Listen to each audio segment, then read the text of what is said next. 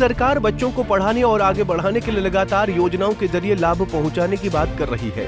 वहीं उमरिया के Karkeli CM rise school के सामने शोभा बढ़ा रही ये 9 स्कूल बसों को 1 किलोमीटर से लेकर 15 किलोमीटर दूर तक के छात्रों को उनके गांव से लाने और ले जाने के लिए खड़ा किया गया है। अनुबंध के मुताबिक बस ऑपरेटर से इन बसों को अप्रैल के महीने से खड़ा कराया गया था, लेकिन संचालन अब तक शुरू नहीं हुआ। स्कूल आने जाने वाले छात्रों को बस के शुरू होने का इंतजार है।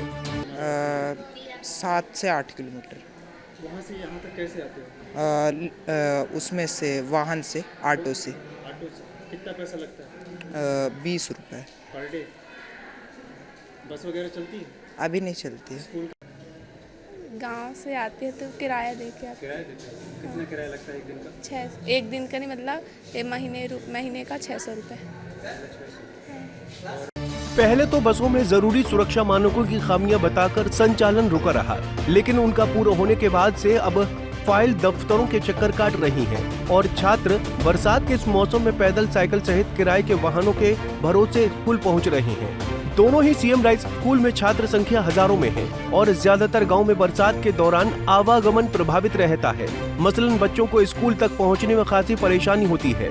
बावजूद इसके जिम्मेदार अफसर बसों के संचालन की फाइल को अटका कर रखे हैं। तो आ गई हैं और प्रारंभ में जो बसें आई थी तो पूरी फॉर्मेलिटी नहीं थी उनमें, तो पहले मालिक को बोला गया कि आप फॉर्मेलिटी पूरी करिए, और जब फॉर्मेलिटी पूरी हो गई है तो अनुमति के लिए कलेक्टर साहब के पास आवेदन गया है सम्मानीय डी.ओ. साहब के माध्यम के द्वारा।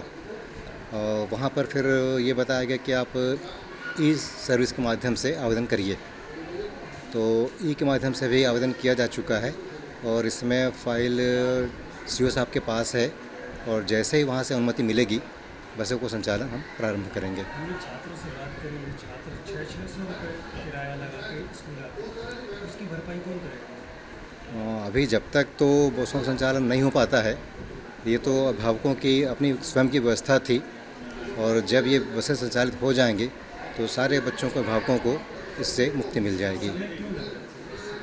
समय वही अनुमति जब मिल जाए तो हम चालू करें। पहले तो बस मालिक के द्वारा फॉर्मेलिटी पूरी नहीं की गई, सारी बसें उपलब्ध नहीं कराई गई। अब जुलाई में सारी बसें आ गई हैं, फॉर्मेलिटी पूरी हो गई है, तो अनुमति के लिए आवेदन लगा हुआ है। जैसे अनुमति प्राप्त होगा हम संचालन प्रारंभ कर देंगे। सरकार निजी स्कूलों की तर्ज पर सरकारी स्कूलों में बेहतर सुविधा देने की मंशा से सीएम राइज, जिसे अब सांदीपन नाम दे दिया गया है, लेकिन अफसरशाही ने इसे भी खटाई में डाल दिया है। देखना होगा कि बसों का संचालन कब तक हो पाता है। पंजाब केसरी टीवी के लिए केडी खान की रिपोर्ट।